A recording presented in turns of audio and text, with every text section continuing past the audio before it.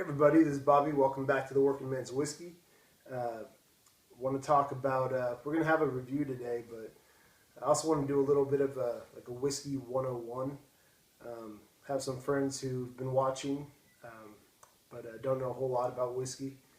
And also, just in case some of you out there are just starting to drink whiskey and want to know more about it and how to do reviews and all that. So anyway, first thing we'll talk about, just touch on it briefly. Bourbon is usually consists of at least 51% corn in the mash bill. The mash bills, the different grains and all that make a whiskey. So generally, like I said, a bourbon will be at least 51% corn. You'll have some malted barley, some rye, usually. So that's what makes a bourbon, and also Tennessee whiskey as well. A rye whiskey would have at least 51% rye in the mash bill. Rye whiskey is becoming more popular again.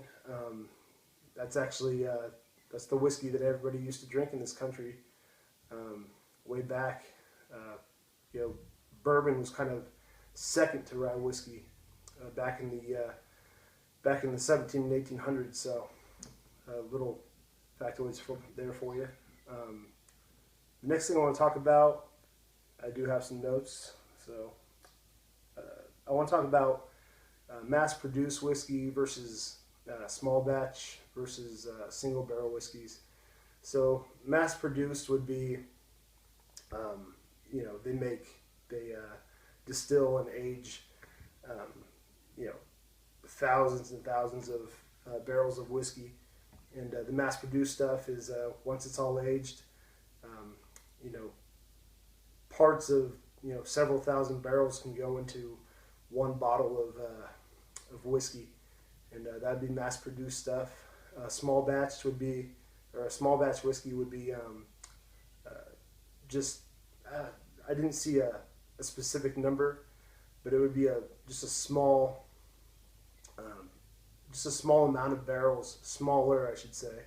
You could have 80 barrels instead of hundreds or thousands making up a bottle of whiskey. So that'd be a small batch. And then a single barrel, of course, they distill and age the whiskey, and the single barrel stuff is one barrel going into one bottle of whiskey, and you'll see a lot of those in the stores. Small batch is more expensive than the mass produced stuff, and then single barrel is usually the most expensive stuff. So there's that. The next thing I want to talk about is how to do a whiskey review, how to nose a whiskey, how to do a tasting. So, and also I want to talk about Jim Beam, why I chose to do today's review with Jim Beam whiskey, bourbon whiskey. It is a mass-produced whiskey. This is their standard product, and I think it's a good one to start with. It's a good base whiskey. It's affordable. This bottle here was like I think $12 with tax, so not too bad. Pretty easy on the wallet.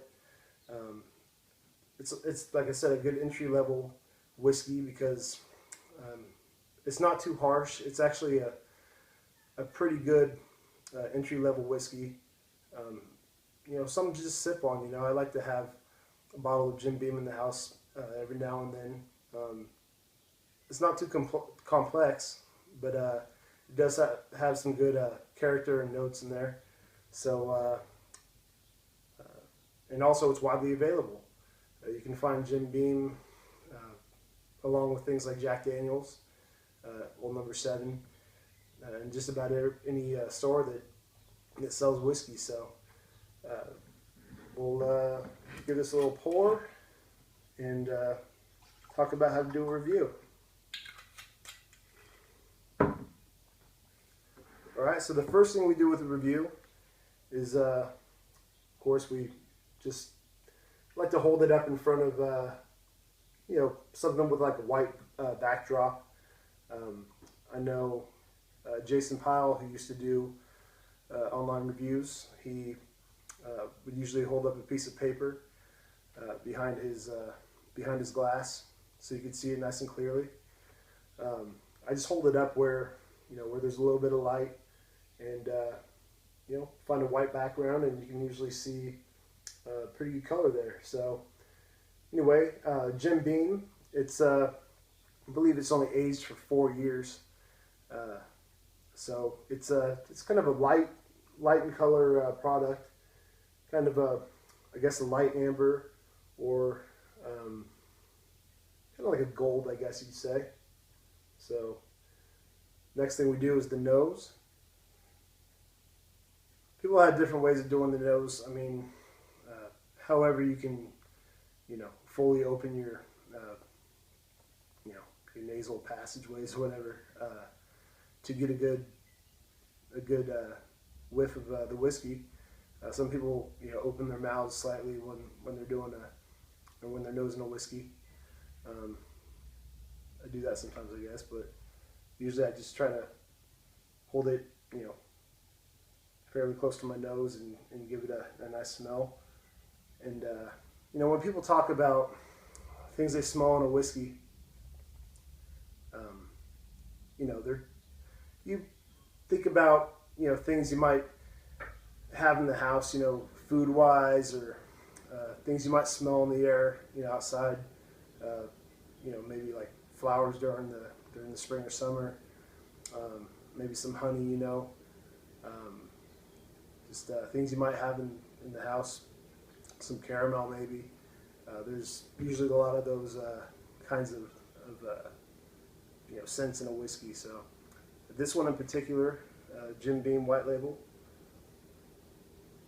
you do get you get some like sweet corn. If you know anybody who has a cornfield or something, that sweet smell of the corn. Fresh picked corn, or corn that's still yet to be picked. You get that in the corn whiskey. I mean, it makes perfect sense. It's high corn content. So then you get, I guess you get some caramel. You get a little bit of grain, like almost like hay. If you know what hay smells like, you get that nice, grainy scent there. So anyway, let's do a tasting.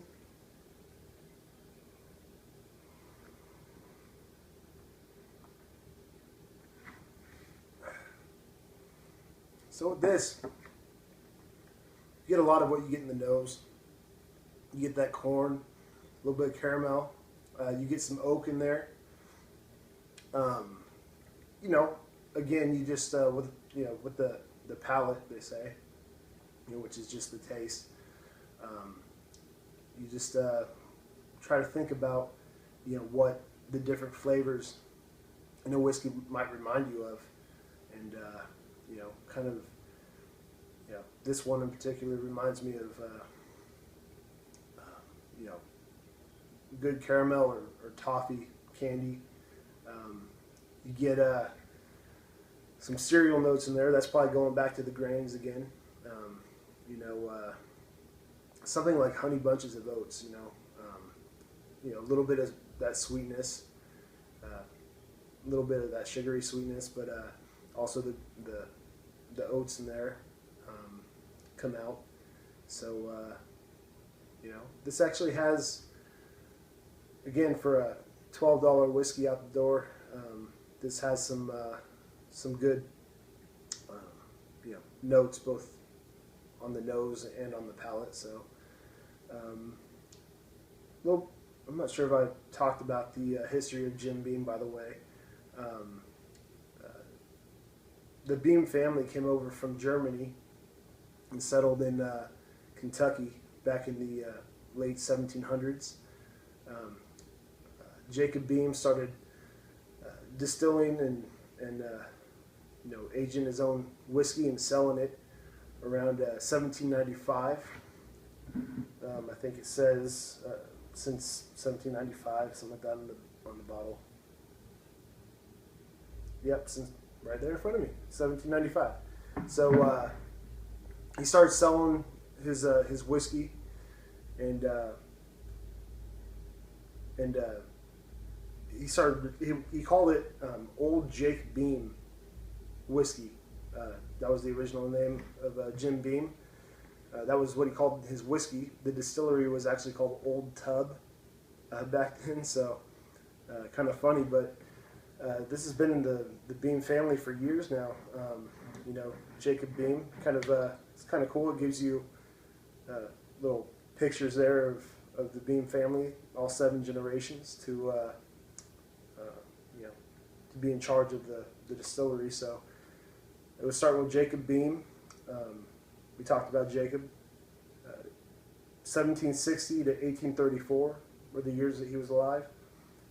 Then on to David Beam, his son, David M. Beam, then Colonel James M. Beam, then Jeremiah Beam, Booker No, and then Fred No is the current one. Fred No's dad, Booker No, who I just mentioned. There's a whiskey called Booker's, and we won't talk too much about it, just because this is the working man's whiskey. I like to talk about whiskey that's affordable by the everyday working man. I usually can't afford Booker's myself, but anytime I see it at a bar, you know, $7-8 a shot, I make sure to get a shot glass of it and just sip on it, because it's a shame to just take a shot of that stuff and have it be gone. But Booker's is good stuff. It's usually like $60 a bottle around here anyway.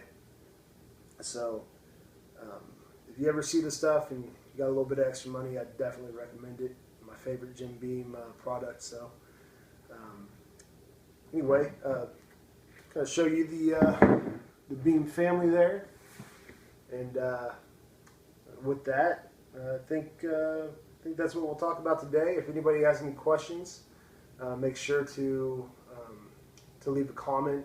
I'll be happy to answer anything you guys have questions about. And please subscribe and tell your friends. And until next time, cheers.